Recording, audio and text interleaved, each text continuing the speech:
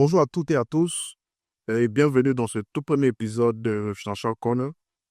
Ici, l'ambition est simple, prendre le temps de comprendre les grands enjeux économiques et financiers qui façonnent notre pays en donnant la parole à celles et ceux qui sont au cœur de l'action, loin des discours théoriques et des raccourcis. Pour ce premier entretien, j'ai le plaisir de recevoir Joseph Aka.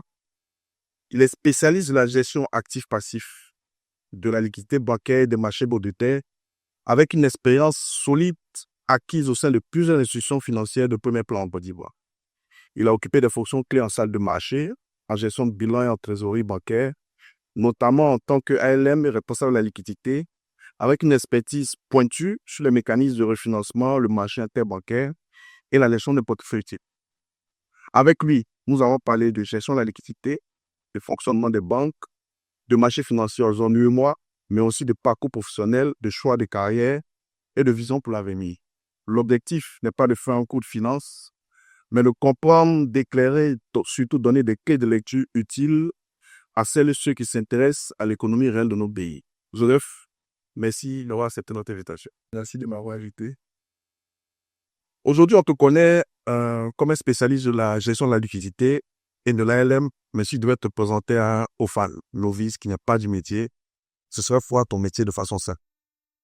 Alors, déjà, encore une fois, merci de permettre de m'exprimer au travers de ce podcast. Comme c'est un vrai plaisir de pouvoir échanger avec toi aujourd'hui via cette piqûre. Alors, comme tu l'as dit, et ceux qui nous écoutent, je me nomme Akanzo Joseph Emmanuel.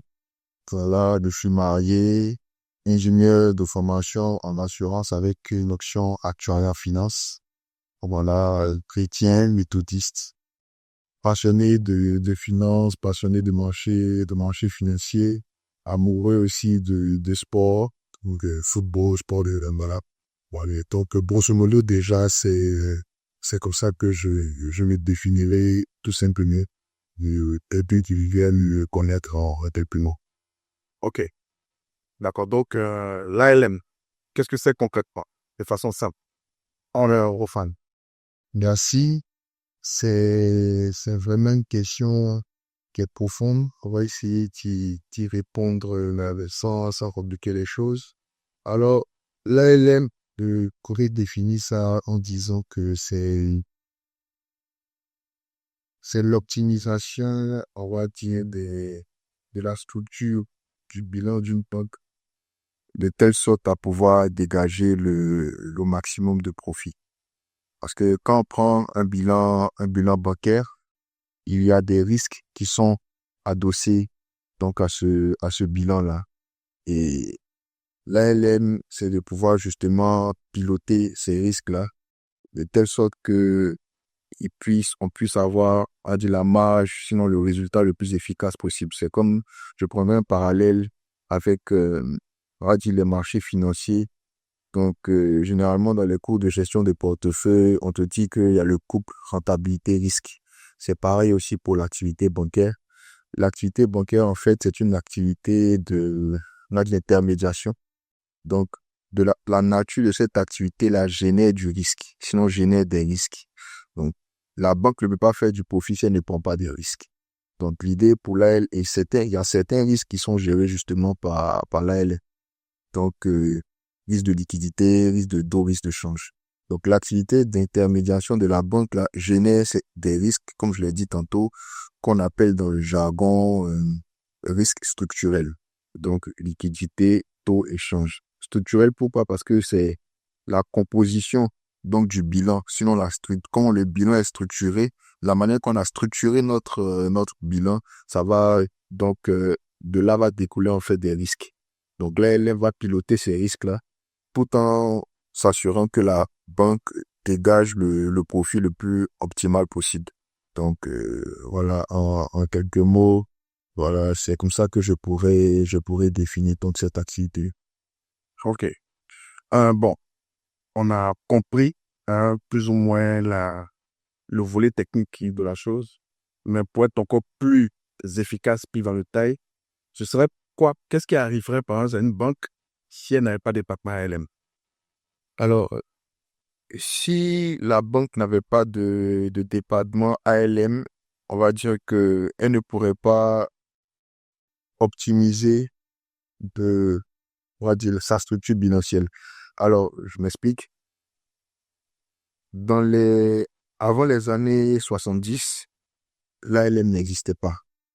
Et quand il y a eu les grands chocs pétroliers, donc en 1970, on s'est rendu compte que les institutions aux États-Unis, donc des institutions d'épargne, on les appelait les savings loans, donc prenaient, prêtaient long, donc c'est-à-dire qu'elles faisaient des crédits à long terme avec des ressources qui sont de nature courte, donc relativement courte. Donc quand justement il y a eu les premiers chocs pétroliers face à l'inflation galopante, la Banque centrale a revu sa politique monétaire. Donc, quand elle a revu sa politique monétaire, elle a augmenté les taux. On est passé de 10%, après on est passé à 20%. Et donc, quand c'est comme ça, c'est comme si tu partais emprunter, donc, généralement, on va prendre la liquidité auprès de la Banque centrale ou des banques centrales. Donc, quand dans le jargon, ce qu'on appelle te refinancer, tu te refinances à un taux qui est très élevé. Alors que les crédits, tu les as déjà fait sur 15 ans, sur 20 ans. Mais comme par exemple, tu as un client là, qui veut retirer peut-être, disons, 1 milliard, 2 milliards, et que tu n'as pas forcément en totalité, tu vas chercher à aller te refinancer sur le marché interbancaire. Mais comme les taux sont élevés, tu empruntes un peu plus cher qu'auparavant. Donc, ta marge se rôde. Et si la hausse des taux donc se poursuit, la dégradation de ta marge là se continue. Donc, c'est comme si à terme, on va dire, tu pourrais te retrouver même à ne plus avoir de marge en fait en termes de BNB ou on va dire, de marge nette d'intérêt, comme on le dit dans notre jargon bancaire. Ça, c'est la première chose. Et puis, il y a justement le risque de liquidité aussi parce que comme tu as prêté long, mais quand je dis prêter long, tu as prêté à long terme. Donc, par exemple, 15 ans, 20 ans. Mais le dépôt du client, le client, sur son dépôt, il y a pas de maturité. Donc, le client, il peut venir à n'importe quel moment retirer ses billes. Donc, quand il vient retirer ses billes, si tu n'as pas suffisamment de liquidité, parce que le crédit que tu as fait, c'est un actif, mais il n'est pas liquide, en fait.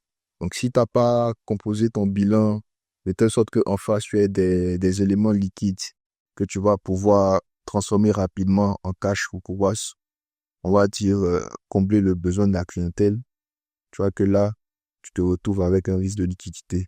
Et structuration derrière, comment tu t'organises pour pouvoir lui mettre sa liquidité à disposition, lui, c'est pas bonnement ce qui l'intéresse. Oui, c'est que quand il vient au guichet ou à la caisse, il veut retirer, il faut qu'il soit en mesure de retirer. Donc, si toi, tu n'es plus, en tant qu'institution financière, capable de pouvoir honorer cet engagement-là, donc on va dire, c'est le risque de faillite qui court. On se rend compte et ça, ce pilotage, donc, stratégique, là, c'est l'ALM, en fait, qui le fait.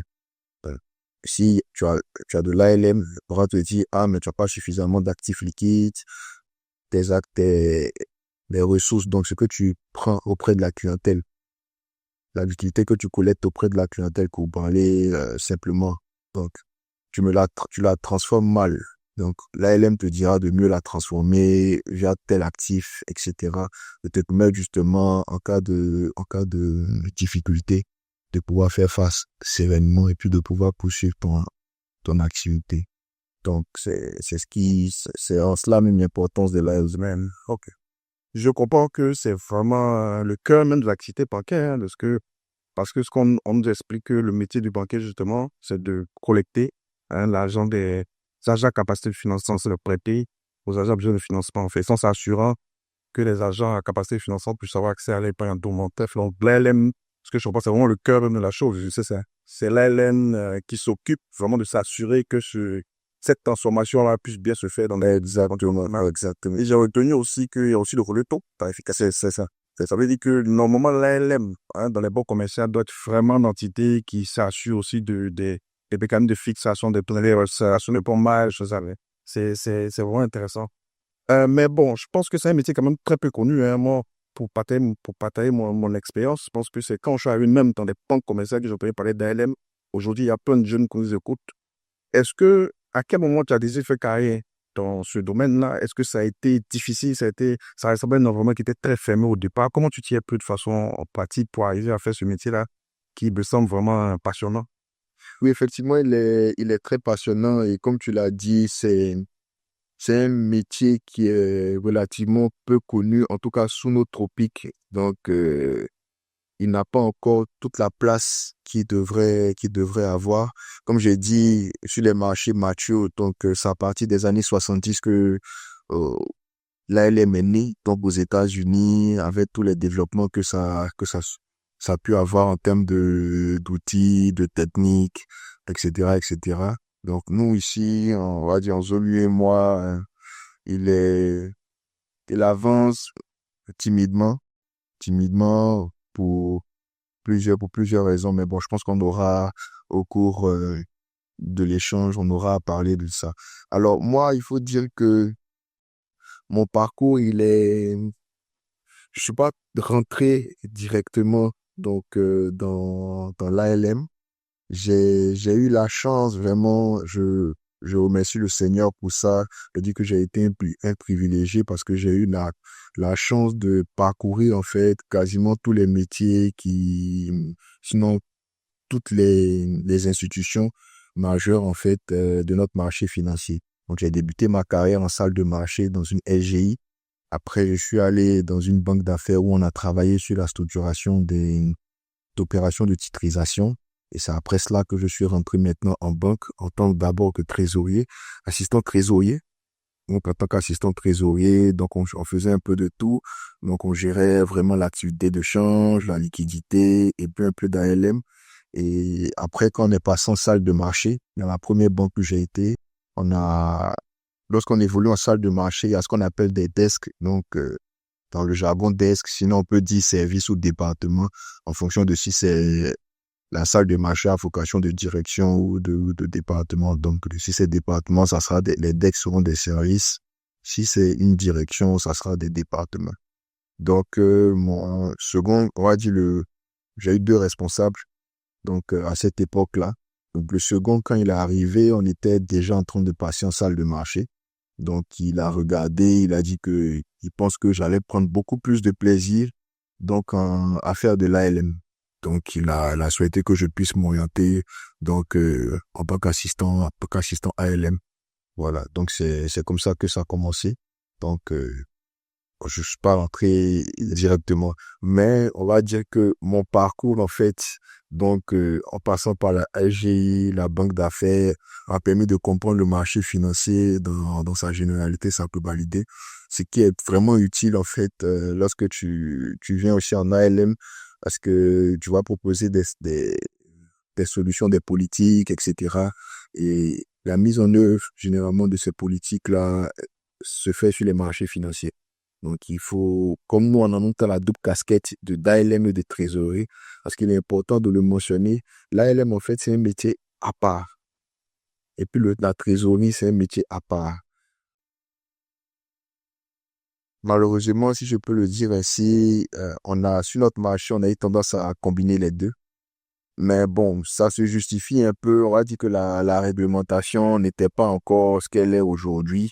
Voilà, donc, comme on a pu le voir, c'est un métier qui est relativement jeune comparativement aux autres métiers. Donc, sinon les institutions ont eu tendance à combiner les deux. Donc, à mettre à la fois le trésorier et l'ALM comme sur les mêmes fonctions. Alors que c'est deux métiers différents. C'est quoi la différence fondamentale entre les deux? Alors, de façon, c'est une très belle question. Alors, l'ALM, en fait, lui, dans la proposition de solution, quand il finit de faire, c'est de mesurer, identifier. Bon, les risques sont déjà connus, les grands risques que l'ALM gère sont déjà connus. Donc, il finit de les mesurer, il faut les gérer. Donc, pour les gérer, on va proposer des solutions. Donc, souvent, certaines de ces solutions-là nécessitent qu'on intervienne sur les marchés financiers. Et là, maintenant, c'est le rôle du trésorier. Ah, voilà. L'ALM peut, par exemple, dire que quand je regarde un peu la structure de notre bilan par rapport au risque de liquidité, il serait peut-être bien qu'on achète des titres qui sont un peu, qui ne sont pas trop longues. Donc, une maturité relativement courte ou qu'une maturité relativement longue. Donc, ça, maintenant, c'est au trésorier de pouvoir aller sur les marchés financiers pour pouvoir le faire. Et la deuxième chose aussi, il faut que le trésorier aussi va intervenir pour dire que est-ce que ça c'est possible ou pas? Parce que pour intervenir aussi sur les marchés, il faut qu'on ait la liquidité. Donc, l'ALM peut dire qu'il faut qu'on peut-être on fasse des achats pour 20, 30, 40 milliards. Le trésorier dira par exemple, non, actuellement, on peut pas s'engager sur de tels montants. On peut pas, compte tenu de la liquidité, on peut partir peut-être sur la moitié ou un tiers, etc. Donc, on va dire, pour résumer, que le trésorier est le bras armé, en fait, de l'ALM. Donc, l'ALM donne des grandes directives et maintenant, dans la mise en œuvre, c'est le trésorier qui, avec son expertise sur les marchés financiers également, qui les met en œuvre. Voilà. OK. D'accord. Donc, je comprends que c'est un métier qui doit être exigeant en termes d'attention, hein, de planification. Donc, ça me donne envie de poser une question, de savoir quelle est la situation la plus vraiment stressante que tu as vécue, la situation la plus difficile à gérer de toute ta carrière. Et selon toi, pour être moi un ALM, quels sont les soft skills qu'il faut avoir? Est-ce que c'est plus de technique, de sang-froid, et quelqu'un qui sait planifier? Quels sont vraiment les soft skills qu'il faut avoir? Et puis, quelle est la situation la plus vraiment difficile que tu as eue dans ta carrière? Ok, merci. Alors, comme tu le sais, on fait tous un métier qui est stressant, hein, donc je pense on est stressé au quotidien. Ouais. Sur la partie ALM, c'est beaucoup de calculs, euh, mais on va dire c'est dans la mise en œuvre, en fait, donc sur la partie trésorerie.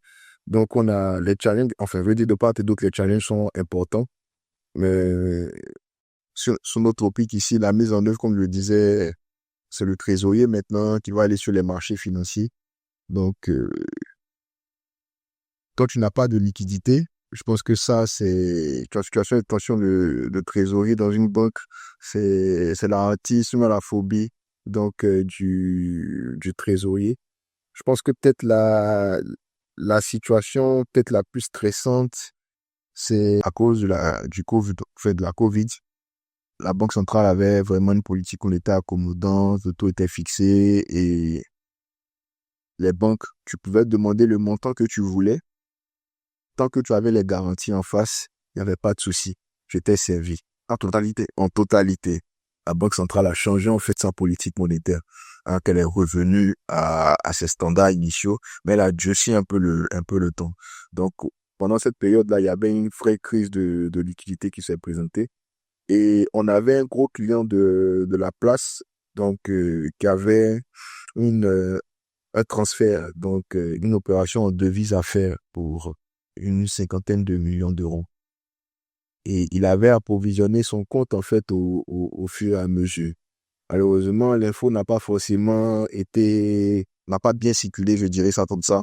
Voilà. Et c'est à une semaine, en fait, de sa transaction que nous, enfin, je vais dire moi, que j'ai effectivement reçu l'information. On est en pleine crise de liquidité. Donc, la Banque centrale, déjà, elle a serré les vis. Donc, le montant dont on avait besoin, on va dire une quarantaine de milliards, on ne peut pas forcément le sourcer via le canal de la Banque centrale, au niveau aussi du marché interbancaire, donc c'est-à-dire avec les autres banques de la place. Donc, pour la petite histoire, en banque, on a la capacité d'emprunter et de se prêter. Voilà. Donc, quand une banque a un besoin de liquidité, elle peut aller auprès d'une autre banque sur des maturités relativement courtes, donc, pour se refinancer. Donc, les banques aussi, confrères, n'avaient pas la liquidité, c'était aussi tendu à leur niveau. Donc, comme tu le sais si bien, tu vas pas venir dire au client de crise de liquidité, sachant qu'il t'a donné les fonds. Oui, il t'a donné ses fonds pour faire sa transaction. Donc, maintenant, lui veut faire sa transaction de devise. Donc là, et sachant que c'est un client très important de l'écosystème ivoirien, ça allait vraiment jeter le discrédit sur l'institution. Donc, dans ce laps de temps-là, il fallait vraiment trouver des solutions pour pouvoir donc gérer cette situation-là. Bon, on va dire par la grâce de Dieu, toute la team, donc, on a monté une task force, donc, pour pouvoir justement mettre en place un plan d'action pour pouvoir rapidement avoir de la liquidité. pouvoir gérer cette situation-là. Donc, c'était vraiment, vraiment très stressant à cause justement à la fois du montant, du délai et puis de la situation même de rareté de liquidité aussi. Donc, c'était vraiment une crise qui a beaucoup marqué le marché. Ça a été vraiment compliqué, mais on a réussi dans ces laps de temps à tout cas pas le faire. D'accord. Donc, merci pour toutes ces précisions qui nous permettent vraiment de comprendre tous les challenges du métier d'ALM. Je vois que c'est un métier qui te passionne. Voilà, donc, on te souhaite vraiment une belle carrière dedans et laisse passer aussi à un autre niveau dans ce domaine. On se va être un peu plus pratique. Je pense que les auditeurs qui nous écoutent ont bien entendu que tu as fait un peu le tour du web de tout ce qui est produit de placement. J'ai entendu SGI. SGI, c'est une autre forme de placement, des banques commerciales. Puisque tu es au cœur de la liquidité, tu sais exactement ce que les banques font de la liquidité, combien ça apporte, combien ça rapporte, c'est ça. Donc, ce qu'on va chercher à comprendre maintenant plus en détail, c'est nous, en tant que particulier entreprise, juste on a de la liquidité, sur la liquidité oisive, voilà, oisive peut-être c'est un peu soit pour dire la liquidité qui peut être placée. Hein, qu'est-ce qu'on fait? Qu'est-ce qu'offre la banque, qu'offre le marché financier en termes de rentabilité, aussi de risque? Je crois que tu en as parlé dans ton intervention, tu dis que risque, pas toujours avec rentabilité. Moi, la première question que je te pose, c'est une question que je refais souvent, puisque j'ai en face, moi, un expert. Pourquoi les banques rémunèrent l'épargne à 3,50? Est-ce que c'est pas un taux c'est tellement mon projet, donc ils disent c'est ridicule, hein, je trouve. Voilà. Pourquoi 3,50? Et 3,50 en plus l'année. Ce que je veux dire, c'est que si tout de suite j'ai 10 millions, on entend me dire que si je passe ça le 1er janvier dans une banque, je reviens le 31 décembre, et 3,50, ça fait quoi? 350 000, c'est ça, brut. Brut. Encore, dans ces 350 000, on va m'enlever des impôts. Donc, j'ai mis 10 millions un matin le 1er janvier. Je reviens le 31 décembre, j'ai 350 000. Sachant toutes les opportunités que m'offre Abidjan, même partout en termes d'investissement. 10 millions, je pense que si je peux placer des bons coups, quand même, je peux peut-être avoir 2-3 fois le montant. Ou bien peut-être 500, vraiment 1 million, mais 300 quand même pendant 12 mois, tout le monde trouve que c'est un taux. Et puis aujourd'hui, il y a des fintechs qui sortent un peu, qui proposent des taux 2 fois. Comment elles font? Comment elles font pour faire ces taux-là? Et pourquoi les banques restent cantonnées 3,50, 3,50, 3,50? Est-ce que tu as des éléments de réponse pour ça? Donc, c'est le régulateur qui a fixé donc le taux à 3,50. Donc, le régulateur étant souverain, on va pas aller outre. Maintenant, ce qu'il est important de savoir, tu as pris un très bon exemple, c'est que ces 3,50 là sont appliqués sur un montant maximum de 10 millions. Donc, au-delà de 10 millions, le compte épargne ne rémunère plus. Donc, ça veut dire que pour quelqu'un qui a au-delà, il y a une large palette de produits qui s'offrent à lui.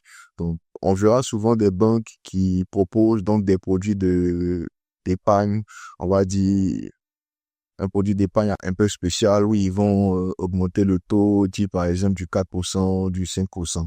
Donc, à partir, on va dire au-delà des 10 millions là, les banques ont un peu plus de marge en fait pour offrir, ont créé des produits d'épargne, on va dire spéciaux. Donc, qu'ils vont pouvoir proposer et qu'on pourra aux clients. Maintenant, au-delà du fait que c'est une exigence réglementaire aussi, généralement, on va dire en finance, les taux, c'est des taux annuels, mais donc généralement, même quand on te dit 10%, c'est toujours en annuel. Donc, quand on veut, maintenant après, il y a ce qu'on appelle les périodicités de paiement. Donc ça va être proratisé.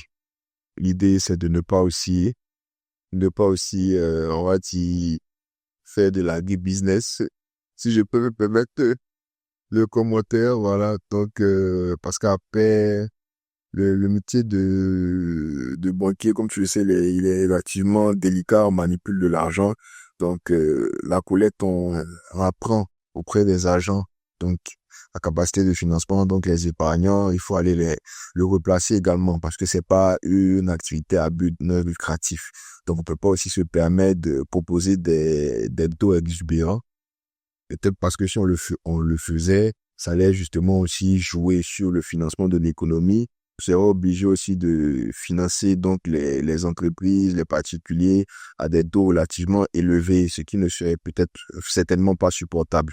Donc, il faut essayer de trouver en fait un juste milieu. Donc, c'était le petit commentaire que je voulais faire. Vous dire juste que au-delà des 3,50, donc il y a la possibilité d'avoir d'autres produits. Donc, au niveau de la banque, on a les DAT.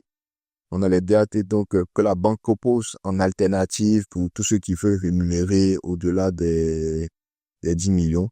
Voilà, il y a des produits aussi, comme je l'avais dit un peu tantôt, d'épargne, des produits spéciaux qui sont créés aussi par certaines banques, donc où le taux de rendement est un peu plus élevé que les 3,50. Mais pour un particulier, ouais, je dirais que c'est toujours important l'épargne. C'est vrai qu'il y a le taux n'est pas très important, mais dans le principe d'éducation financière, il est important d'épargner parce que c'est cette épargne-là qui te permettra de faire des investissements, si tu as on va dire des tensions des urgences, etc. Donc, au-delà de l'aspect rentabilité, il y a l'aspect sécurité. Voilà, il y a l'aspect sécurité que le compte d'épargne donc propose. Maintenant, après, quand on veut maintenant passer une autre étape, faut déjà, selon moi en tout cas, il faut déjà être capable de pouvoir épargner. Donc, quand j'arrive à épargner régulièrement, donc je suis discipliné à ce niveau-là. Après, je juste à faire. C'est le premier palier. Après, je passe au deuxième palier qui est l'investissement. Alors, comme je reviens donc sur la partie des produits d'investissement, donc quand je veux passer à la deuxième étape où c'est l'investissement, donc il y a les DAT que la banque propose, il y a les produits des banques spéciaux aussi que certaines banques proposent. Ça, c'est pour la partie big bang. Je sais pas mais le DAT, ça veut dire quoi, concrètement? Oui, comment ça marche par rapport c'est quoi la différence avec une épargne? D'accord.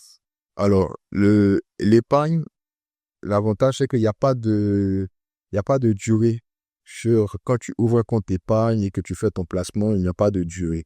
Donc, tu peux venir retirer ton argent à n'importe quel moment. Il n'y a pas vraiment de pénalité. C'est juste que dans le calcul des intérêts, ça va jouer. Donc, c'est-à-dire que pour quelqu'un qui a mis 10 millions, qui a déposé ses 10 millions au début de l'année et qui les a maintenus jusqu'à la fin de l'année, et puis quelqu'un qui a déposé 10 millions, après, il est venu prendre 2 millions 2 mois plus tard, il revient mettre 1 million un mois plus tard, 2 mois plus tard, il vient mettre 3 millions, après, il vient lever, je me dis qu'ils n'auront pas la même rémunération. Mais ce qui est bien, c'est que comme il n'y a pas de maturité, tu n'es pas contraint en fait de donner ton argent sur une période bien précise pour t'assurer que tu vas avoir le taux qui t'est donné. Donc même dans le cas d'espèces où on a parlé du client qui fait, on va dire, le yo-yo avec les bagnes, il aura toujours ses 3-5 ans. Alors le DAT, donc c'est l'abréviation en fait de dépôt à terme.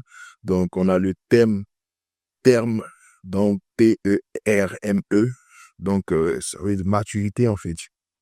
Donc, c'est-à-dire que quand on vient faire un dépôt à terme, c'est un placement qu'on fait avec une maturité bien précise. Donc, les DAT fonctionnent à la fois en fonction du montant et en fonction de la maturité. Donc, plus le montant est important et plus la maturité est grande, plus le taux aussi que la banque te sait, il est important. C'est quoi la logique économique derrière? Pourquoi plus le montant est élevé? Pourquoi plus la durée est longue, plus le taux est élevé? Quelle est la logique économique sous-tend C'est vrai que tu veux qu'on aille en profondeur sur le sujet. les auditeurs en disant le bon point de patron, comment ça marche?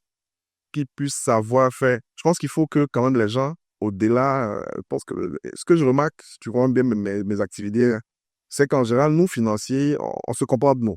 Voilà, de toute façon, mais une personne lambda qui, je lui explique, puis je fais de mon temps, la durée, il faut que quand même un minimum, quand j'ai ma liquidité chez moi, je puisse avoir un moyen unité. Ça peut me rapporter. Pourquoi si je pose telle action, je peux avoir plus? Pourquoi si je monte telle action, je peux avoir moins? De façon simple, déjà, avant d'aller s'asseoir dans un spécialiste maintenant, pour avoir des chiffres plus précis. C'est pour ça que je demande pourquoi moi, chez moi, je veux faire une épargne, un DAT, pourquoi pas un DAT, une épargne? C'est quoi les avantages et inconvénients? Voilà, et voilà, qu'est-ce que concrètement? Et puis, il faut pas qu'on revienne aussi un peu dessus de l'impôt. Comment c'est calculé? Est-ce qu'il y a une logique aussi derrière en fonction des plafonds? Si. Non, tu fais bien. Je te reconnais là, ça aurait été trop facile de passer rapidement sur ces sujets-là. Alors, euh, la logique, elle est toute simple, hein, parce que quand tu immobilises ton argent sur une période beaucoup plus grande, enfin, on va dire une période qui est assez importante, tu prends plus de risques. On dira ça comme ça. Donc, ce risque, en fait, il doit être rémunéré. Et plus le montant que tu places est important aussi, c'est-à-dire que ton risque aussi, le risque que tu prends vis-à-vis de la personne qui récupère cet argent aussi est important. Donc, c'est ces deux paramètres-là, en fait, qui justifient le fait que la rémunération augmente à la fois avec la maturité, avec le montant. Donc, je prends un exemple tout simple, hein. Tu as besoin d'argent pour une activité, tu demandes à quelqu'un de te faire un prêt. Celui qui te prêterait 10 millions pour la même maturité, puis celui qui te prêterait 100 millions, je pense que naturellement, ils vont pas demander le même niveau de rémunération. Puis toi-même, je dis, parfait, si on veut pas être, en utilisant le terme qu'on aime bien en Côte d'Ivoire, être malo, tu sais que bon, il a fait un effort beaucoup plus important que l'autre. Donc, pour l'encourager par rapport à cet effort-là, tu lui proposeras une rémunération qui est beaucoup plus élevée. Donc, c'est un peu le même principe. Maintenant, effectivement, tu as parlé de la fiscalité, c'est important de le mentionner parce que souvent, on va dire, les acteurs économiques ne sont pas forcément conscients de cet aspect-là, qui est relativement important, donc, est relativement important lorsqu'on fait des placements. Donc, au niveau du compte épargne, le taux d'imposition est de 13,50. Voilà. Donc, sur les 3,50, c'est un taux brut. Donc, il y aura 13,50 qui seront prélevés. Donc, et ces 13,50 là c'est pas la banque c'est important de le mentionner aussi. C'est pas pour la banque, mais c'est pour l'État. Bon, ok, voilà, c'est Donc, pour on l'État. enlève 3,50 du montant Voilà. et dedans, on enlève 13,50%. Voilà. C'est les impôts, c'est le code. Voilà, c'est cela en fait. Donc, c'est pas pour la banque. Pas pour la banque. La banque, elle, son exigence, c'est de donner les 3,50. Maintenant, vis-à-vis de l'État aussi, tu as une exigence fiscale, donc, qui est de 13,50, donc on te prélève les 13,50. Donc, c'est pareil aussi pour les DAT. Les DAT, il y a différents paliers. Donc, il y a différents paliers pour les différentes maturités. Et on fait la distinction entre les particuliers et puis les entreprises. Donc, par exemple, sur la partie court terme, ou les particuliers, on a 13,5. Donc, quand je dis court terme, c'est jusqu'à 1 an. J'ai pas forcément les tranches de maturité, mais on va dire jusqu'à 1 an, on a 13,5, sachant que sur la même maturité pour les entreprises, on a 16,5. Après, on descend. Donc, on va te dire entre 1 an et 3 ans. Donc, tu as 10%, par exemple, pour les entreprises. Et puis, par exemple, au-delà de 3 ans, on va dire jusqu'à 5 ans. Donc, tu as 1%. Ouais. Ok. Donc, après, les auditeurs pourront aller chercher, ou oui, on pourra peut-être après donner les précisions exactes. Voilà, parce que bon, je suis pas fiscaliste, mais on pourra donner ces précisions-là. Mais c'est important de savoir que sur le DAT, quand la banque te donne ton taux, elle va te servir ce taux-là, mais il y aura les impôts qu'elle est censée prélever là-dessus. Donc, tu n'auras pas Aussi, savoir ce que va nous revenir exactement après notre placement. Il faut tenir compte, en fait, de ce que le montant réel finalement. Donc, je retiens que les taux de 3,50, ce n'est pas les banques commerciales. C'est réglementé, c'est ça. Et que les banques commerciales, au-delà de ce montant de 10 millions, proposent d'autres agrégations. Si c'est ça, aux épargnants, et c'est pour avoir une rémunération plus élevée. Mais de ton expérience, quel était le taux le plus élevé pour un DAT? Ou là, sur le marché, le taux maximum que quelqu'un a déjà eu pour un DAT sur le marché bancaire, que ce soit où tu as travaillé ou dans d'autres banques, que tu as déjà entendu, c'est le maximum. Alors, je pense que au niveau des banques, généralement, ça dépend de la configuration économique, mais de mémoire, on est peut-être dans les moments les plus chauds, on peut être autour de 7,50. Je pense que dans la période où il y avait la crise de liquidité, il y a des banques qui priçaient 7,50, ou 7,50. oui, 7,50 pour avoir de la ressource, des ressources. Voilà. Maintenant, il y a les microfinances aussi qui, elles aussi, proposent des taux de rémunération relativement élevés, souvent les sur du 8%, du 9%. Comment elles font pour faire ces taux plus élevés et pourquoi les banques ne peuvent pas faire pareil? Alors, je pense que les microfinances, sont sur un créneau qui est un peu plus différent du nôtre. Parce que quand elles prennent, par exemple, les ressources, donc des clients, des épargnants, et qu'elle les rémunère, par exemple, à 8%, à 9%, elle a la capacité, en fait, d'aller faire du crédit à 15%, 16%. Voilà. Et ces taux qui sont relativement élevés, là, sont justifiés aussi par la nature des agents économiques qu'elle finance. Et donc, on voit que c'est généralement ça peut être le boutiquier du quartier, la, la maman qui vend du poisson au marché. Voilà. Donc, qui présente pas forcément toutes les garanties usuelles que nous, banquiers, on a l'habitude de demander. Donc, nous, c'est un créneau sur lequel on part pas. Donc, on va dire par rapport au risque que ce type d'agent économique-là représente, le niveau de rémunération aussi est relativement élevé. Nous, une banque, quand tu vas aller sur un crédit, tu vas demander une hypothèque. Donc, une hypothèque, tu as par exemple une maison, demander au gars de mettre une maison en garantie, un terrain. Bon, quand il te donne dans la logique économique, si je te donne une garantie, ça réduit le risque. Donc, tu vas pas venir me pricer à des taux relativement élevés, sachant que le tissu économique de nos pays, c'est les PME principalement, et puis après, on a les grandes entreprises. Les PME sont quand même, enfin, plus ou moins structurées. Donc, et elles arrivent à pouvoir proposer aussi les garanties qu'il faut. Donc, tu vas pas venir proposer une PME, voilà, quand même, qui a bignon sur rue, qui est là depuis une trentaine, quarantaine d'années, ou bien même 10 ans même, hein, qui est bien organisé, qui fonctionne bien, nous demander de prendre le crédit à 15%. Sachant que toi, la ressource, tu l'obtiens relativement moins cher, en fait. Donc, c'est cet équilibre-là. Donc, on a su des marchés différents et donc, avec des risques aussi différents. Ce qui fait que eux, ils ont cette capacité-là, mais nous, on n'a pas forcément la même capacité, en fait. C'est ce qui est pour l'expliquer. D'accord. Donc, je retiens que sur le marché bancaire, si je veux faire des placements, j'ai deux options. J'ai l'épargne classique. L'avantage, c'est de l'argent que je peux utiliser à tout moment. Voilà. Si ça me demande pas de contraintes particulières. Si je veux un peu plus, je fais des DAT. Les taux sont meilleurs, mais j'ai la contrainte aussi du thème, du placement à thème, c'est que je donne une durée. Avant cette durée, je n'ai pas touché l'argent. Mais ici, vraiment, j'ai une grosse contrainte. Ça me permet de penser, ça me fait penser à une question. S'il y a une énorme contrainte qui fait que je vais forcément marquer, qu'est-ce qui se passe pour le DAT? Alors, dans le cas d'espèce, il y a une pénalité qui est prélevée, voilà, qui est appliquée. Donc, au client, généralement, on est entre 1 et 2%. Voilà. OK, sur pourcent, sur le taux d'intérêt ou sur le capital? Alors, normalement, la pénalité, c'est sur les intérêts. C'est sur les intérêts. OK. Donc, j'ai mes lettres qui vont mettre reversé. On va appliquer une pénalité sur ces 2% dessus. C'est d'accord. Parce que tu n'as pas respecté les Respecter, Voilà. Donc, dans le paradis contrat. on pourrait te donner les raisons. D'accord, c'est bien. Donc, on retient ça.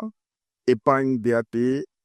Produit d'épargne on va dire spécial monté par la banque, hein, OK, mais qui se rapproche plus de l'épargne de DAT. oh, ça se rapproche plus de l'épargne de l'épargne. Peut-être des contrats mineurs. Voilà, ok, je comprends. On parle souvent de comptes bloqués, ce genre de choses, hein. OK, d'accord. En tout cas, je pense que les auditeurs, c'est très clair tes explications. Donc, on a l'avantage aussi que tu aies travaillé sur les marchés financiers ici, notamment LGI, j'ai bien compris. Donc, qu'est-ce que la LGI apporte comme solution de placement différent des banques commerciales? Ok, merci. Alors, les SGI non, SGI, ça veut dire Société de gestion d'intermédiation pour les auditeurs qui ne sont pas familiers du terme. Et c'est des structures agréées pour intervenir sur la bourse. Donc, dans la zone UEMOA, on a une bourse commune qui s'appelle la BRVM, Bourse régionale des valeurs mobilières.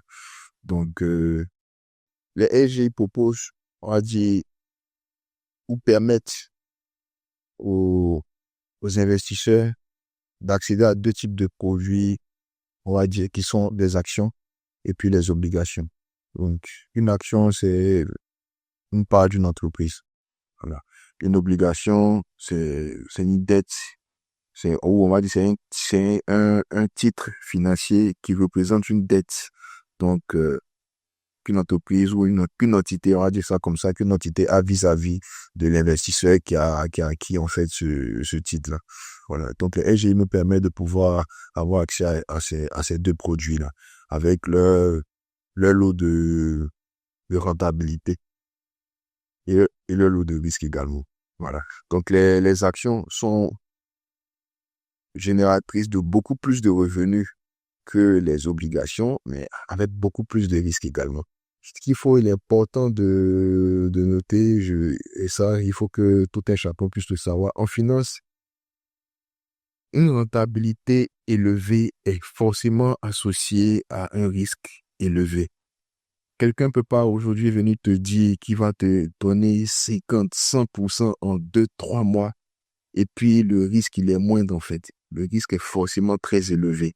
Donc, il faut que les gens comprennent que une rentabilité élevée sur un produit, il y a forcément un risque aussi qui est élevé. Donc, sur les actions, on a deux principaux gains. On a le dividende. Le dividende, c'est la partie du résultat que l'entreprise redistribue à ses actionnaires. Donc, les actionnaires, on va dire les propriétaires de l'entreprise. Et puis, on a la plus-value. Donc, c'est-à-dire que j'ai acheté une action aujourd'hui qui valait 100. Après 2 ans, ça vaut 150. Donc, j'ai une plus-value de 50. Voilà.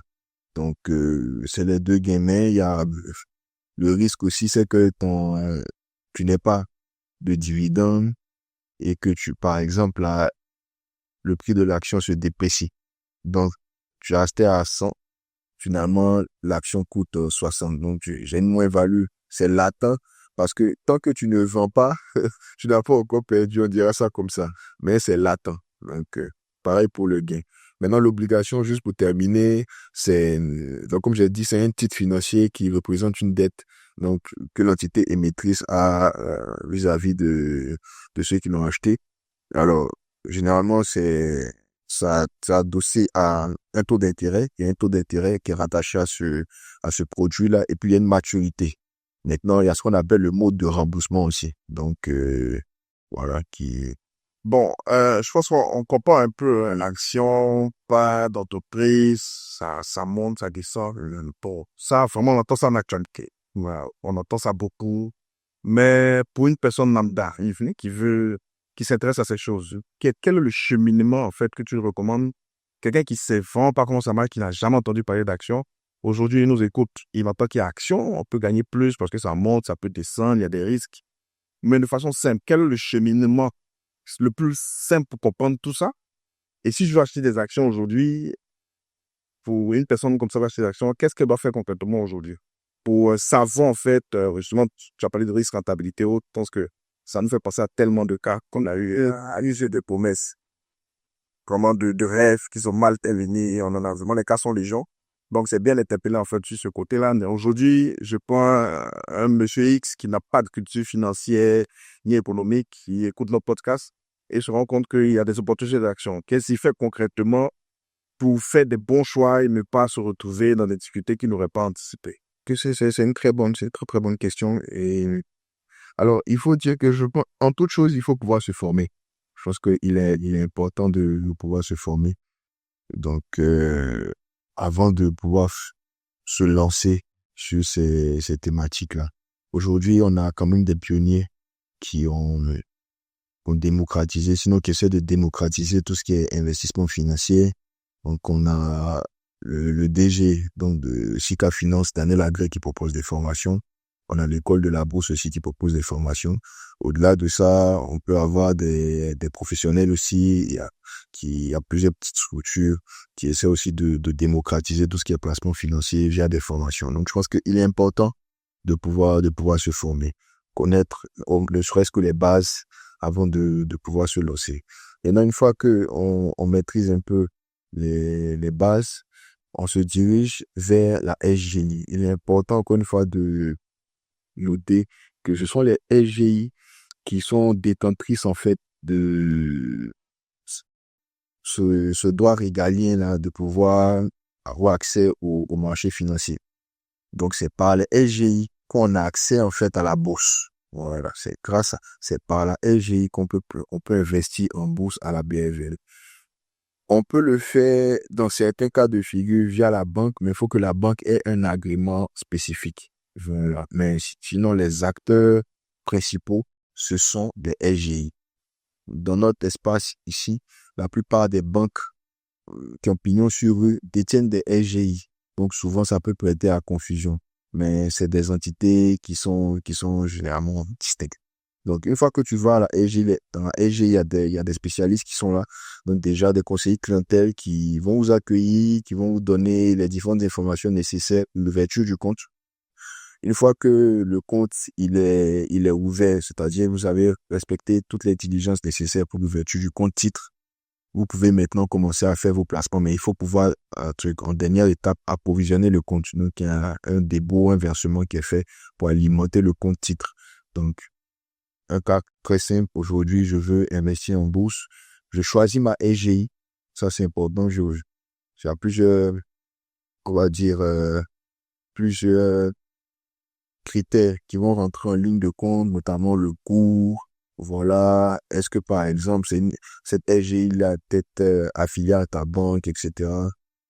Donc, il y a plusieurs petits facteurs qui entrent là en ligne de compte. Donc, quand je finis de faire le choix de ma SGI, j'y vais, je renseigne, je parle avec un conseiller client, il me donne les différentes informations nécessaires, j'ouvre mon compte titre. Quand le compte titre est ouvert, je l'approvisionne. Donc, par exemple, comme je l'ai dit, peut-être, tu peux commencer avec n'importe quoi, 500 000, 1 million.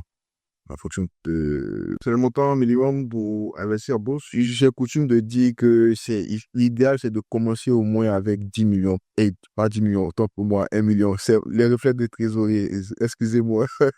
Plutôt 1 million. Pourquoi je le dis? Parce que, principalement, les gens, ils investissent en actions. Alors, c'est le dividende, généralement, il y a un terme qu'on appelle le rendement.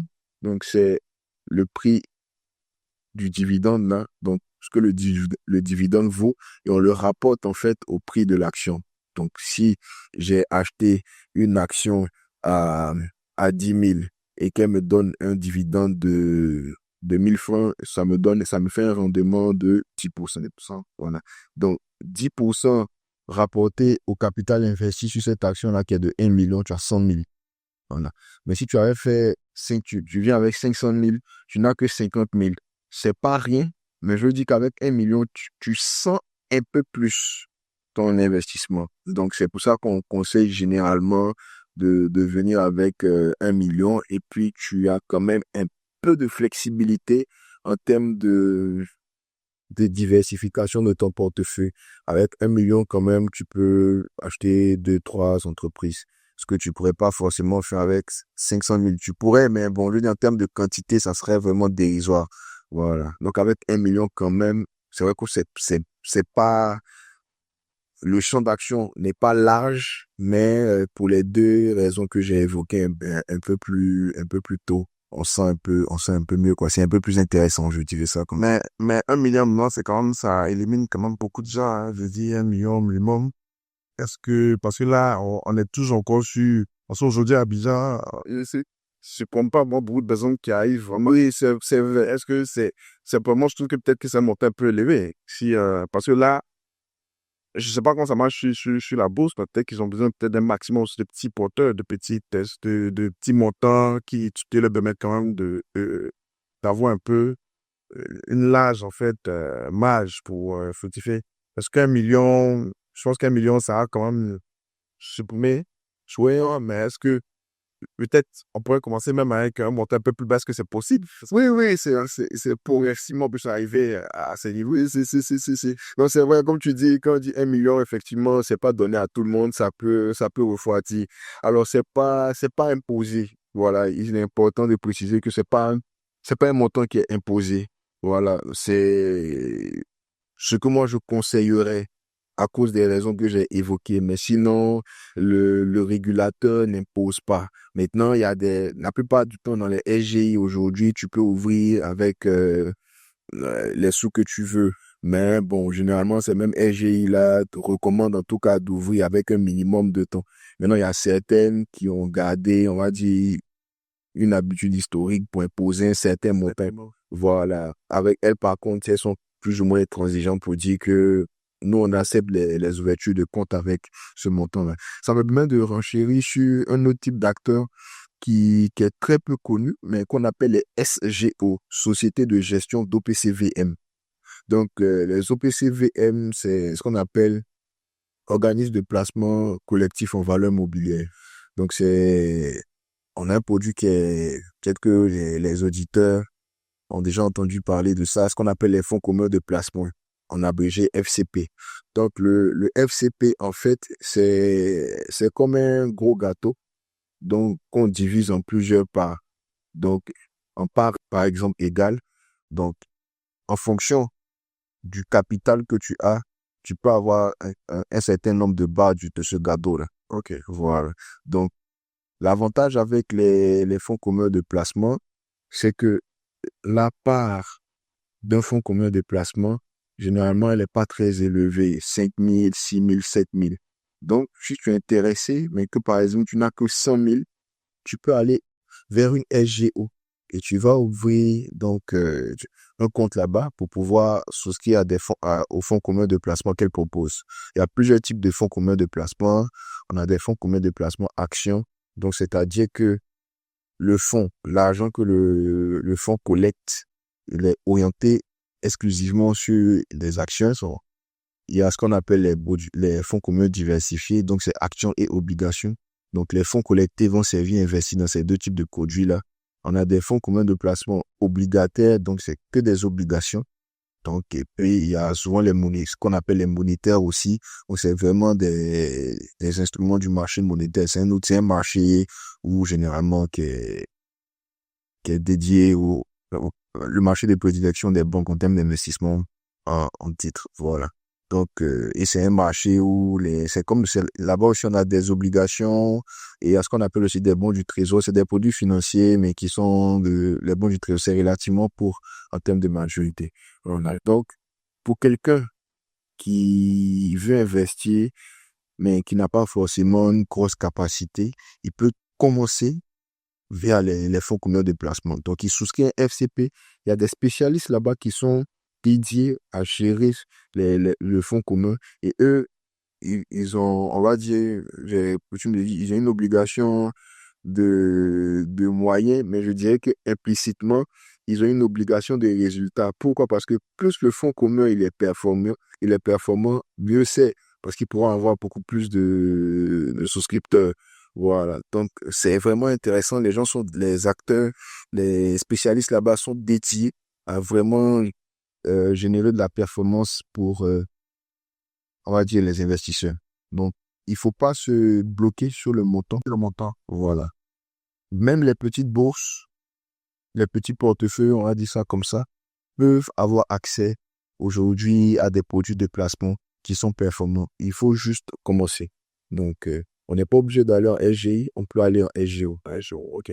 Donc, la SGO, en fait, permet de mettre, en fait, plusieurs personnes collectivement ensemble pour faire un investissement. Quel est le prix minimum d'une action aujourd'hui?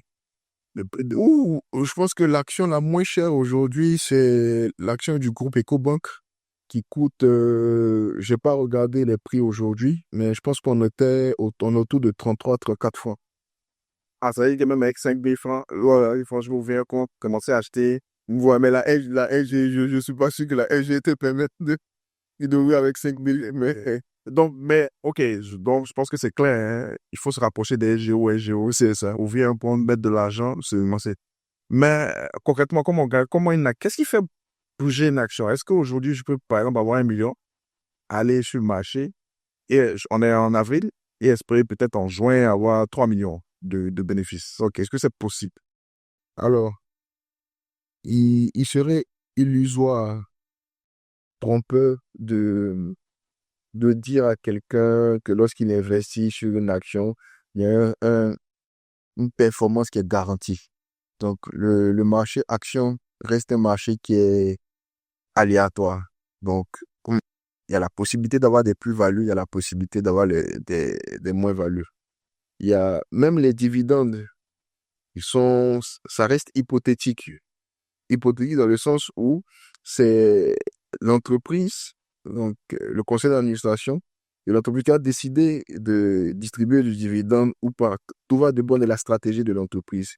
Nous, ici, on est sur un marché où la plupart des entreprises de la BFM ont pour coutume de verser régulièrement un dividende. Donc ça, c'est vraiment un facteur qui est très important, qui est très intéressant pour les investisseurs. Donc, pour une action ou une entreprise cotée qui a déjà annoncé son dividende, c'est possible effectivement, en fonction d'un certain montant que tu mises, d'avoir 3 millions. Mais les 3 millions, ce serait en fait 3 millions de dividendes.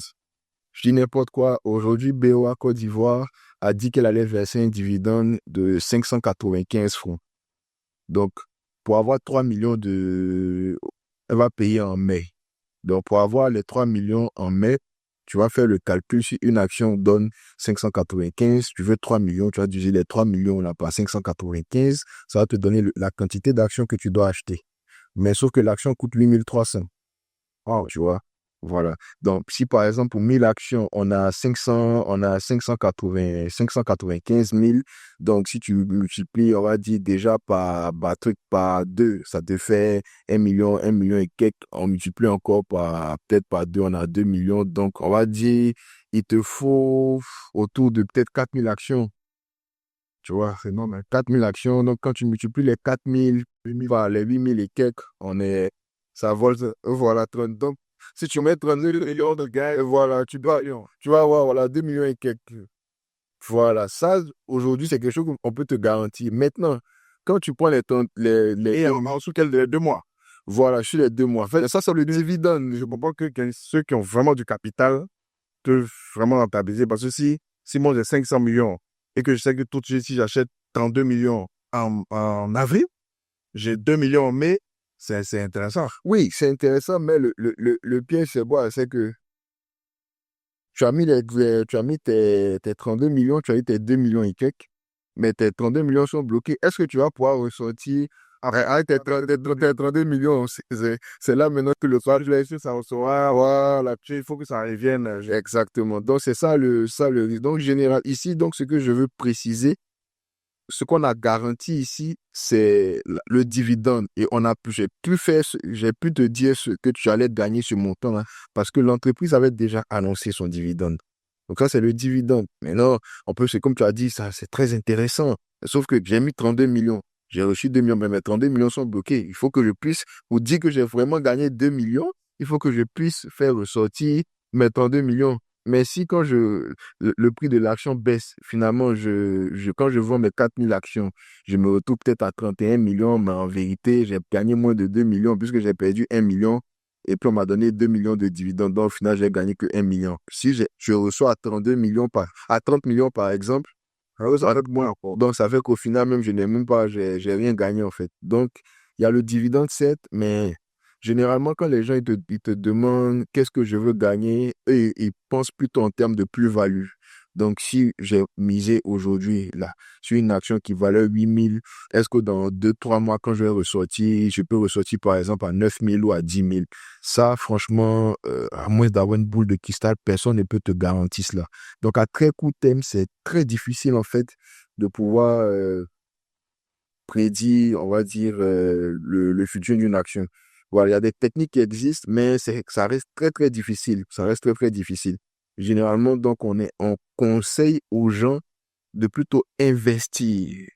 Donc quand on parle d'investissement ici, c'est vraiment, on se met dans une optique, un horizon de temps pour le placement qui est moyen terme, long terme. Voilà. Là, historiquement, les chiffres montrent que les actions s'apprécient sur la durée. À très court terme, c'est vraiment risqué. Et quand je commençais en SGI, ça, on a coutume les SGI continuent de donner ce conseil-là aux gens. On dit toujours à ceux qui viennent investir qu'il ne faut pas investir il faut pas investir l'argent dont on a besoin maintenant. Donc, tu as un projet, dans 3 mois, tu auras à mettre sur ce projet-là, peut-être, disons même que je dois payer on va prendre un truc très simple, je dois peut-être payer la scolarité de ton enfant, donc, dans 3 mois. Et Dieu fait grâce, peut-être l'activité ou au travail, un bonus, ou bien il y a une entrée, peu importe, où tu as peut-être le montant de la scolarité, disons 1 million. Voilà, que tu as 1 million. Donc, toi, tu te dis, bon, en tant que financier, je vais pas laisser les 1 million là traîner. Là, il faut que je trouve quelque chose rapidement. Sauf que mais personne ne peut te garantir que quand tu vas mettre les 1 million là sur une action, tu vas pouvoir ressortir indemne. Ça, donc ce type de sous-là, on ne conseille pas, en fait, de le placer en bourse. C'est pas conseillé. Voilà. Mais si tu as 1 million, par exemple, tu veux préparer l'avenir de l'enfant, tu veux commencer MU. Là, c'est quelque chose. Moi, personnellement, je conseillerais. Parce que tu as le temps, si l'enfant est relativement jeune, tu as le temps vraiment que l'enfant se développe, il grandisse, et que si Dieu fait grâce avec les ressources aussi qu'il puisse améliorer, tu vas constituer un capital qui devrait normalement s'apprécier dans le temps. Voilà, c'est ce qu'on recommande, c'est ce qu'on conseille, en fait, on vient sur les marchés, lorsqu'on vient sur la bourse, sur la BME.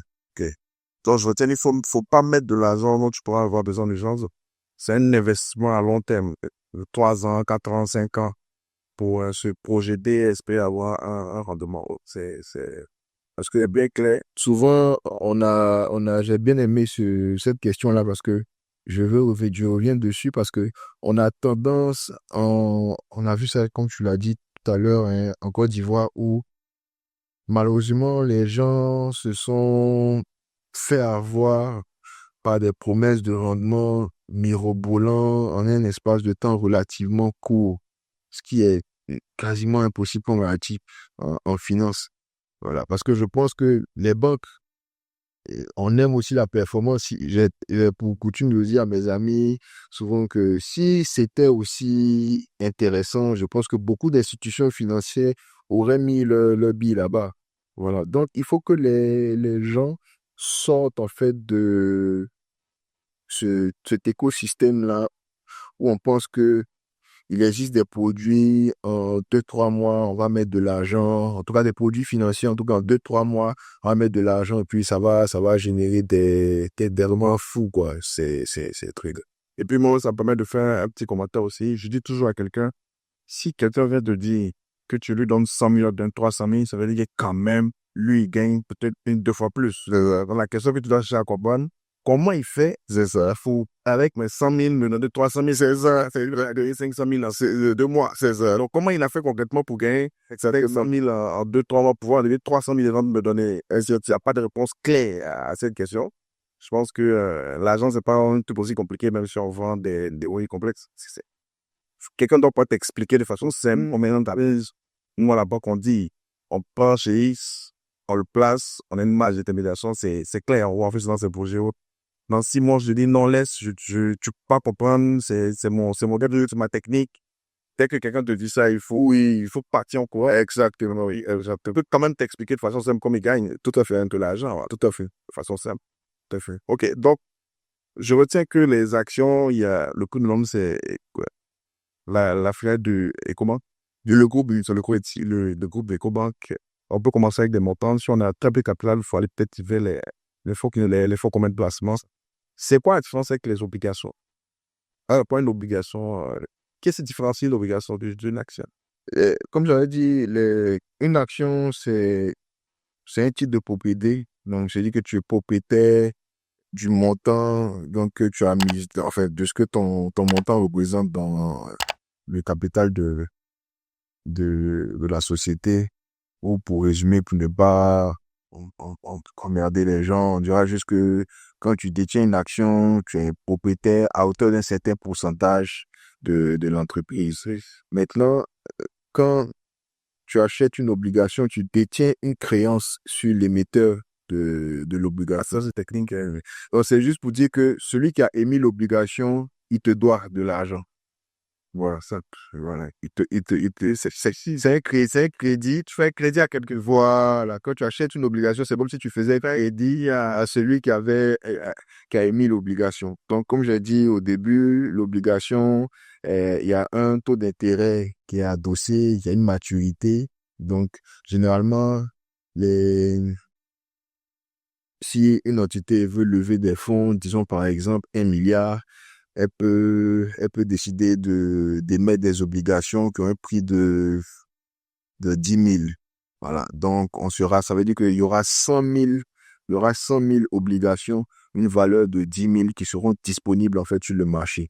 Maintenant, on te dira que c'est quoi les caractéristiques. Comme c'est un prêt, qu'elle te demande que, tu vois, au lieu que tu lui donnes l'argent, elle est mue. En fait, c'est ça la structure, enfin, la beauté de la finance. Donc, tu lui donnes pas l'argent directement, elle crée un produit que tu achètes, et puis quand tu achètes ce produit, c'est comme tu lui donnes indirectement, tu lui donnes directement l'argent. Donc, l'obligation, comme on a dit, on va dire la valeur de l'obligation, c'est 10 000. Dans le jargon, on dit valeur nominale, ou la valeur du papier, c'est 10 000. Il y a le taux d'intérêt de ton obligation. Donc, l'intérêt que celui qui émet le produit, donc l'obligation te donne, par exemple, disons 7%. Cette obligation, ou bien sa durée de vie, ou bien on va dire le crédit, quelle est sa durée de vie? On dit, par exemple, c'est 5 ans, ou bien c'est 7 ans. Voilà. C'est quoi la manière le mode de remboursement? Comment on va te rembourser si j'achète une obligation, comment on va me rembourser? Donc, il y a plusieurs modes de remboursement. Généralement, c'est des amortissements constants assortis d'une période de différé. Le différé, c'est juste pour dire qu'il y a un délai que tu donnes à celui à qui tu as prêté de l'argent avant qu'il ne commence à te rembourser le capital.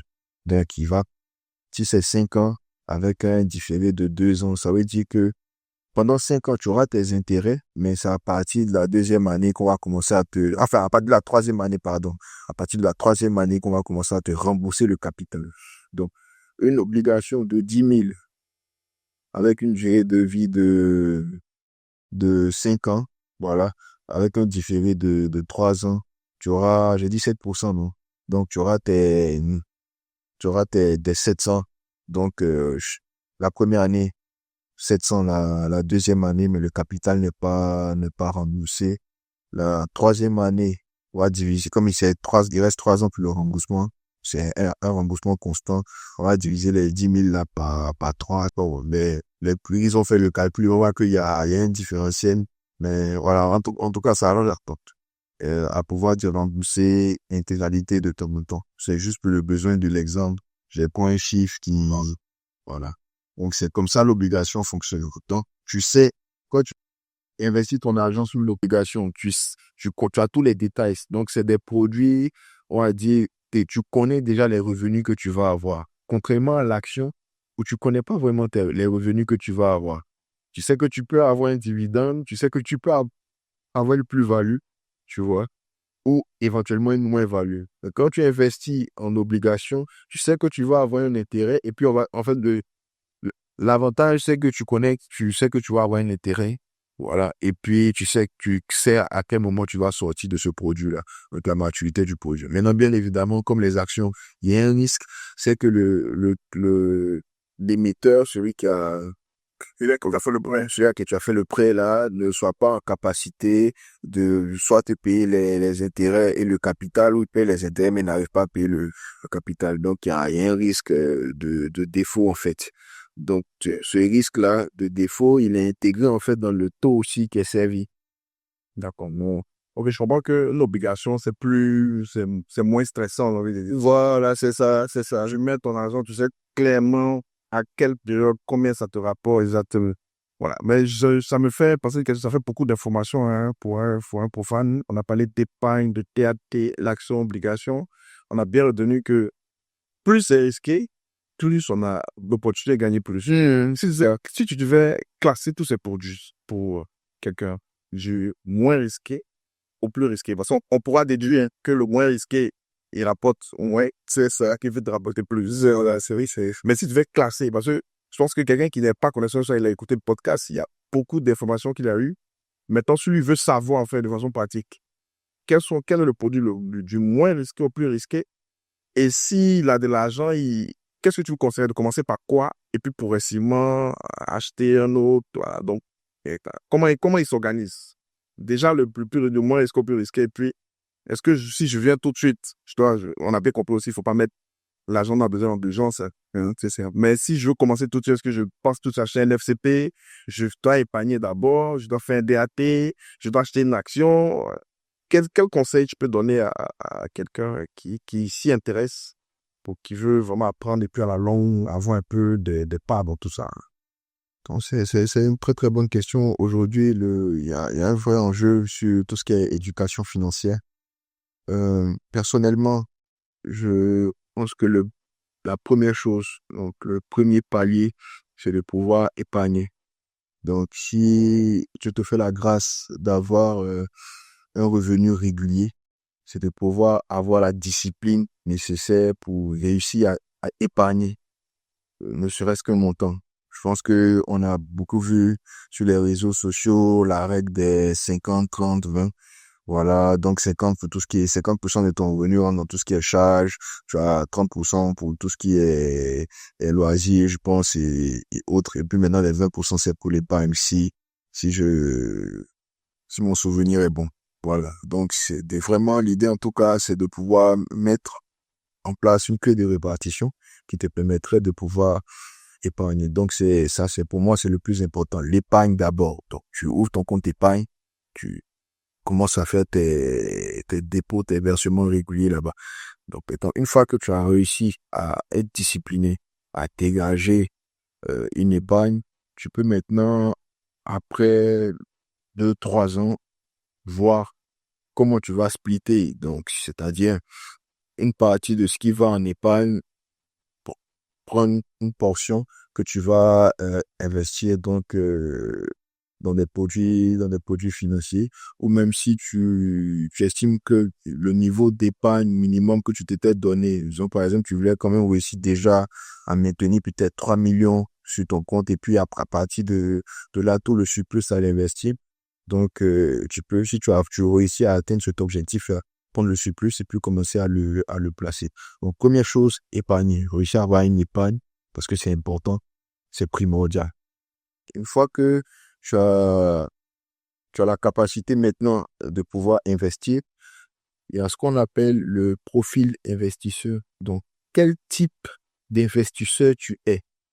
Voilà, parce que on n'a pas tous la même sensibilité au risque, parce que le maître mot, lorsque tu investis, c'est le risque. Il ne faut pas perdre de vue le risque. Souvent, on est beaucoup plus focalisé sur la rentabilité, mais on perd de vue le risque. Voilà. Donc, en fonction du type d'investisseur que tu es, tu vas aller vers un type de produit bien, il y a des produits qui sont, on va dire, caractéristiques, mais qui correspondent à, au type d'investisseur que tu es. Donc, il est important de se poser les bonnes questions, de savoir quel est mon appétit pour le risque.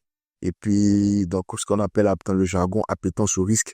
Donc, une fois que tu détermines ça, tu pourras maintenant savoir si tu vas aller donc vers des produits moins risqués ou des produits plus risqués. Donc, tu avais demandé comment je ferais la classification.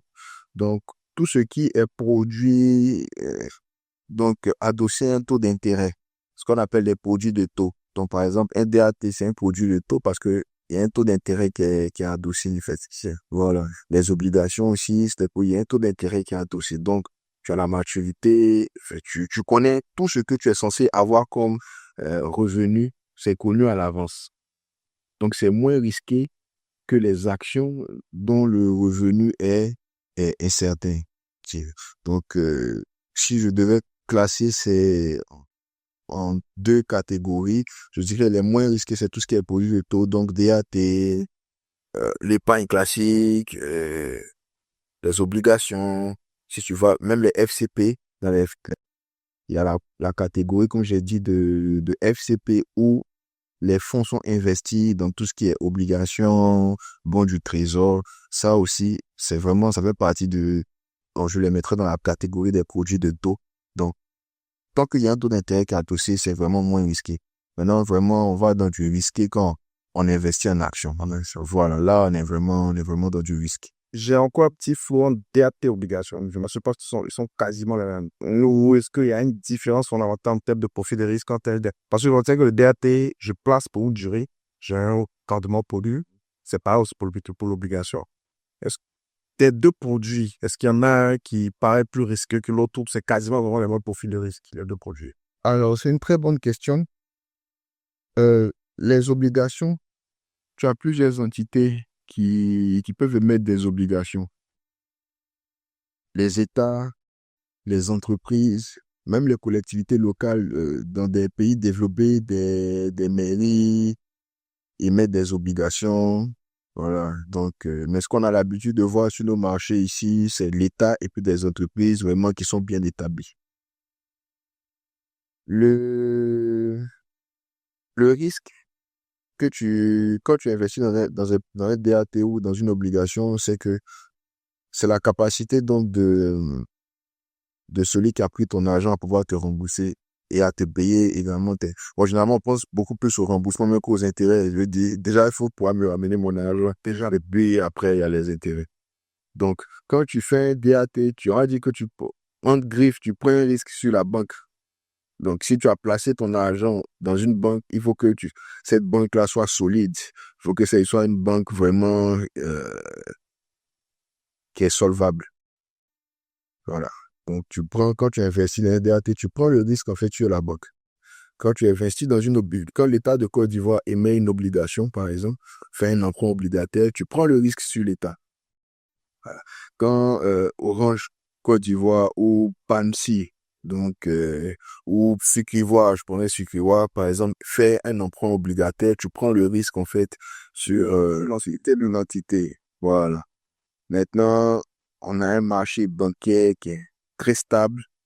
Voilà, la majeure partie, sinon l'ensemble de nos banques sont relativement solides. Donc, il y a très peu de risques, en fait, quand tu vas faire un DAT. Un DAT. Je dis pas que ça n'existe pas, que les banques ne peuvent pas faire faillite. Voilà, mais en tout cas, le régulateur est très regardant sur pas mal d'indicateurs et s'assure quand même qu'on ait un système financier qui est solide, en fait. Donc, un système bancaire, pardon, qui est solide. Donc, quand tu investis dans un DAT, enfin, pour le dire, c'est quand même beaucoup plus intéressant. En fait, tu es un peu plus à l'aise que lorsque, par exemple, tu vas faire, tu vas faire chose qui est une obligation, par exemple, je veux pas faire de la mauvaise publicité, mais je dis, par exemple, une PME, par exemple, voilà. Parce que c'est pas tu vois, la banque, c'est très réglementé. Il y a la banque centrale, il y a la commission bancaire, enfin, qui est un des bons moments de la commission. Donc, c'est vraiment, les banques sont très surveillées, très réglementées. Donc, on veut même pas, parce que c'est le cœur même du système économique, je dirais ça comme ça. Donc, on veut quand même que ces banques-là soient solides.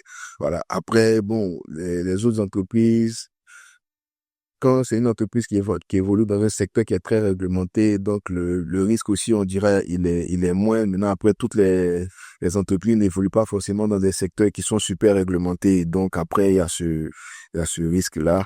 Et maintenant, quand tu investis sur l'État, donc vient un emprunt obligataire d'un État, bon, on a pour coutume de dire que les États ne font pas faillite. Donc, vraiment, avec l'État, dans le jargon, on dit c'est le risque zéro ou quasi zéro. Donc, c'est très sûr, quoi. Donc, DAT, emprunt obligataire étatique, parfait. Euh, Quand c'est des entreprises, il y a un peu plus de risques. Bon, ce risque aussi, il est répercuté dans la rémunération. Donc, tu vois que si tu souscris un emploi obligataire d'une entreprise, sur 7 ans, elle peut te proposer 8%, mais les 8%, c'est élevé, certes, mais c'est par rapport au risque aussi. Lorsque ceux qui ont monté l'opération, donc les experts qui ont monté l'opération, ont fait les calculs, j'estime que par rapport au risque que ça représente par rapport à ce qu'on appelle un risque souverain, c'est-à-dire par rapport à un État, par exemple, à l'État de Côte d'Ivoire, qui est la meilleure signature dans la zone UEMOA. Bon, il y a un surplus de risque qu'on prend. Donc, ce surplus de risque-là, on va le rémunérer. Voilà. Donc, c'est simple. D'accord. Je pense que on a été très très loin là sur les détails des produits que les auditeurs ont bien compris. Ça me permet que je fais une ouverture. Je pense qu'on lit pas beaucoup de l'actualité que l'une des choses qui fait qu'on est, on va dire, en état de développement par rapport aux économies un peu plus avancées, c'est la capacité de mobiliser le parti. Voilà. On entend que le marché, la BRVM n'a pas assez, ne collecte pas assez d'épargne, encore moins les banques commerciales, tu vois. Donc aujourd'hui, on veut comprendre de façon simple quel est le lien concret entre la capacité de l'écosystème financier à mobiliser l'épargne et le développement économique. Qu'est-ce, qu'est-ce que ça apporte concrètement qu'on ait des banques vraiment qui capte beaucoup plus d'épargne, bien que le marché financier capte beaucoup plus d'épargne, en lien avec en fait le développement des économies. Qu'est-ce que ça apporte concrètement d'avoir une masse d'investisseurs à la fois banque et marché financier pour l'économie réelle? Ok. Alors, c'est vraiment une très très belle question. Tu nous fais aller vraiment en profondeur, hein. On va toujours en profondeur avec toi. Alors, c'est les auditeurs qui seront contents. Je dirais que les, le marché financier, le marché bancaire, en fait, sont des accélérateurs de développement économique. Parce que les, dans les définitions, on a les agents à capacité de financement et puis les agents à besoin de financement. Mais les deux ne se connaissent pas forcément. Donc, il faut quelqu'un au milieu qui va pouvoir créer la relation. Donc, aujourd'hui, le développement économique, en fait, il passe par des projets. Il faut faire des projets. Donc, on a des ponts, on a des hôpitaux, on a des entreprises voilà, qui se créent, ou bien des entreprises qui existent, qui s'étendent, qui créent de nouveaux produits. Ça crée du travail, ça stimule l'économie, etc., etc. Mais le nerf de la guerre pour tout ça, c'est de l'argent. Donc, il faut que, justement, les acteurs économiques qui contribuent, sinon qui mettent en place des projets, des initiatives ou qui développent l'économie aient les fonds nécessaires en fait pour pouvoir donc mettre en place ces activités-là pour permettre de développer le tissu économique. Et pour ce faire, les banques et le marché financier au travers de la bourse ont joué pleinement leur rôle. Donc si le taux de bancarisation est élevé, ça veut dire qu'il y a beaucoup plus de personnes donc, qui vont donner leur argent à la banque. La banque aura une capacité beaucoup plus importante pour financer les acteurs économiques. La bourse aussi, si les différents acteurs économiques, je dirais comme ça, où les investisseurs sont conscients qu'il y a ce marché-là qui existe, ils pourront aussi, en investissant, ça permet aussi aux entreprises qui sont cotées là d'avoir de l'argent. Parce que ce qu'on ne dit pas, c'est vrai que il y a, il y a le fait que l'entreprise soit cotée en bourse, mais avant ça, il faut qu'elle puisse venir sur le marché. Donc, c'est ce qu'on appelle dans le jargon l'introduction en bourse. Alors, c'est le fait de pouvoir être coté. Ou donc coté, d'avoir son action donc qui est négociée sur un marché réglementé. Et donc, quand une entreprise vient à la bourse, c'est généralement pour avoir des capitaux. C'est vrai que il y a l'aspect de cotation qui est là, mais le but premier, c'est pour lever des capitaux. Donc, soit pour développer son activité, soit, bon, généralement, c'est pour développer, c'est quand une entreprise veut atteindre un nouveau stade sur les marchés développés, le premier réflexe, c'est vraiment la cotation. Donc, tu verras que on voit dans les journaux, donc dans l'actualité économique, on voit qu'il y a telle entreprise, généralement on les appelle les licornes, donc elles commencent tout petites, et puis après elles grandissent, et puis à un moment elles décident de se faire coûter. C'est toute une fête, c'est une réussite, parce que pour venir en bourse, il y a les critères sont rigides, donc quand tu réussis à remplir les critères, ça veut dire quand même que ton business est relativement solide. Et donc, quand elle lève ces fonds-là servent généralement au développement de son activité, à s'étendre. Ça peut être aussi pour permettre à un ancien, on va dire, actionnaire, un actionnaire historique de sortir du capital, par exemple. Mais la principale raison, c'est vraiment de lever des fonds pour se développer.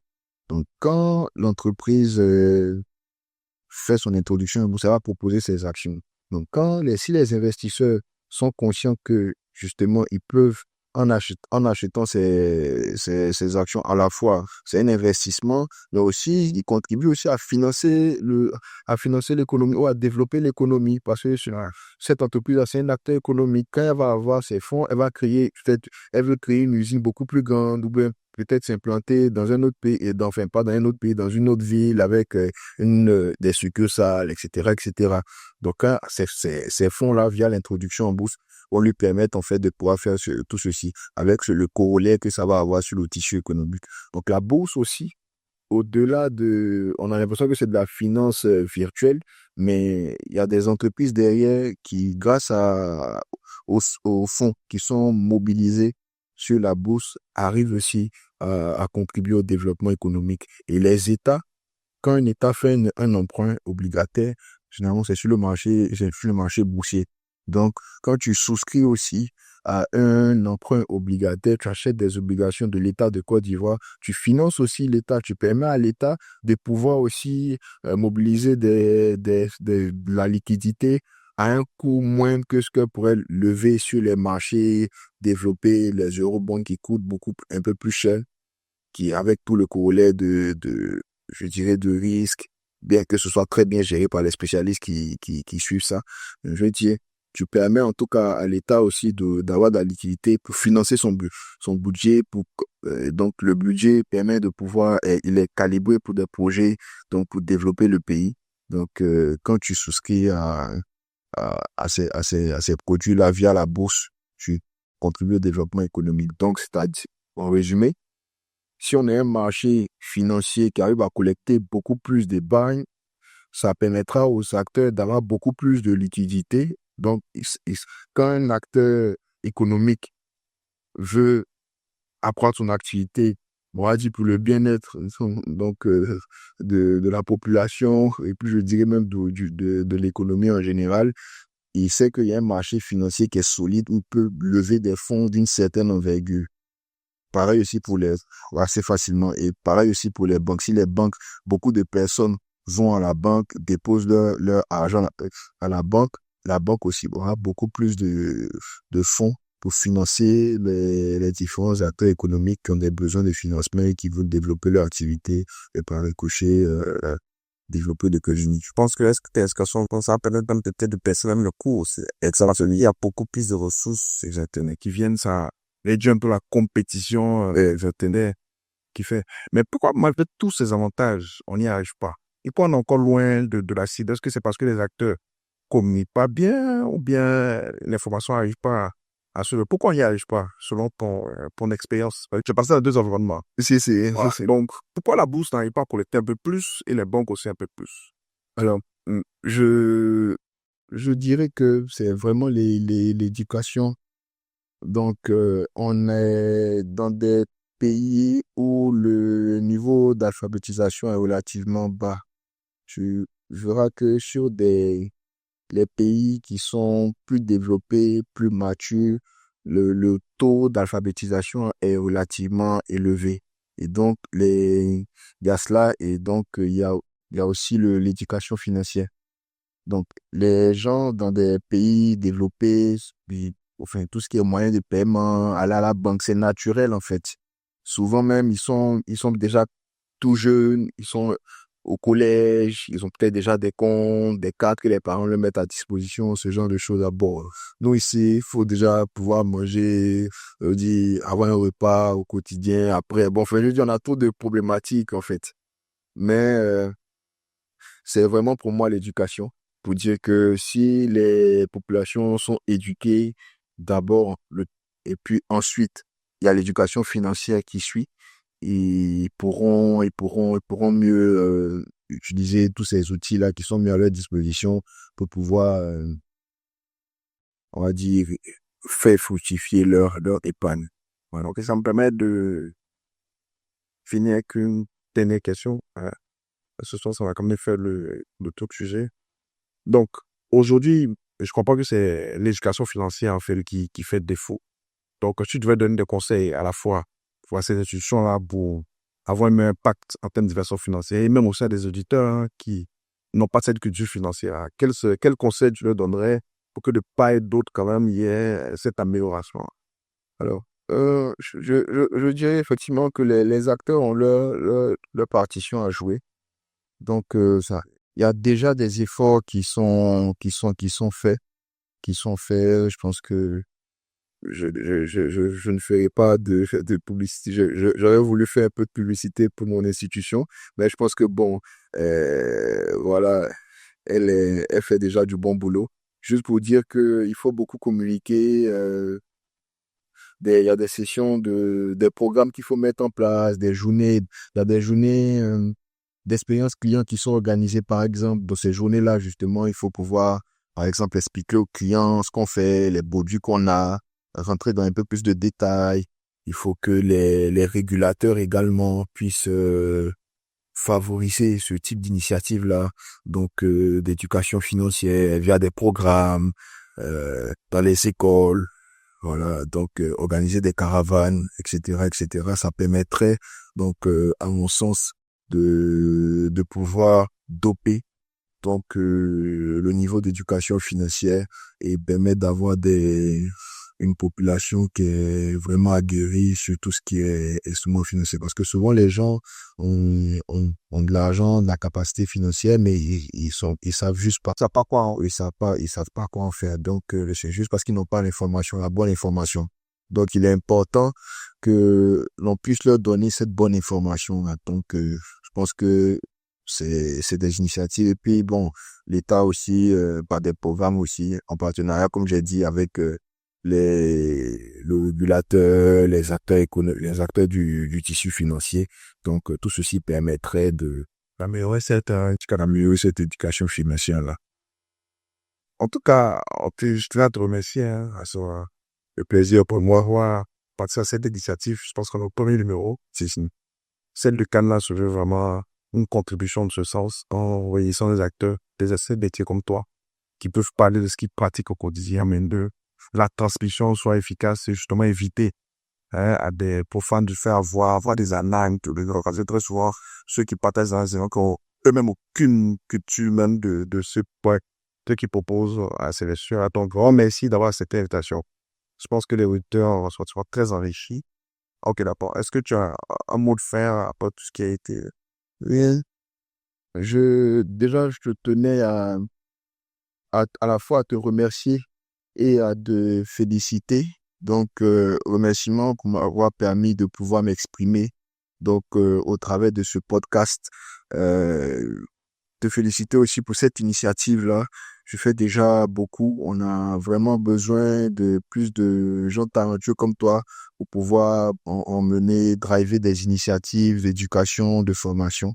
Donc, c'est une très, très belle initiative. J'espère que par la grâce de Dieu, il y aura encore d'autres sessions où, que ce soit moi ou d'autres experts pourront échanger et puis discuter, présenter, parler de ce qu'ils font, démystifier des concepts et puis permettre au plus grand nombre d'avoir toute l'information nécessaire pour s'approprier les concepts qui sont souvent abstraits, mais bon, qui sont pas aussi compliqués que ça. Donc vraiment, merci beaucoup et je dirais longue vie à ce podcast-là. On a la fin de ce premier numéro du podcast qui se veut une cale pour éduquer le public sur des sujets d'ordre financier. On espère que vous avez été heureux d'apprendre beaucoup de thèmes techniques, financiers. On espère que cela vous a permis de dénicher certains concepts qui vous paraissaient faux. Donc, c'est une initiative qui sera pérenne, qu'on va continuer dans les prochains mois, les prochaines semaines à venir, avec des experts aussi métiers dans plusieurs autres domaines d'actualité. Donc, sur ce, on vous dit bonsoir et à la prochaine.